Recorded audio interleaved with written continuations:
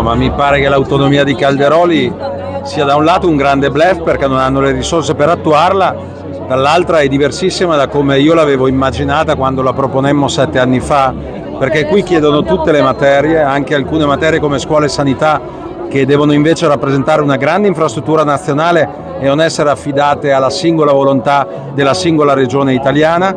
perché tornano a parlare di residui fiscali, cosa che noi avevamo completamente evitato, perché se vuoi trattenere una parte delle tasse vuol dire che quelle risorse non entreranno nelle casse dello Stato e verranno a mancare a qualcun altro, e non è un caso che nel sud anche presidenti di regione del centrodestra stanno dicendo che questa autonomia di Calderoli e della Lega è sbagliata, e poi non definisce i livelli essenziali di prestazione che noi chiedevamo fossero fissati prima, perché vuol dire dare a tutte le regioni, indipendentemente da chi volesse o meno l'autonomia, la certezza di avere livelli essenziali minimi da garantire ai propri cittadini. Mi pare che sia uno scalpo che Fratelli d'Italia, che è sempre stata contraria, conceda alla Lega per in cambio avere lo scalpo del premierato che la Lega invece non aveva mai voluto. È importante che si siano già superate 600.000 firme, è importante che ci siano tutte le opposizioni schierate insieme contro questa scelta sbagliata, che è iniqua, ingiusta,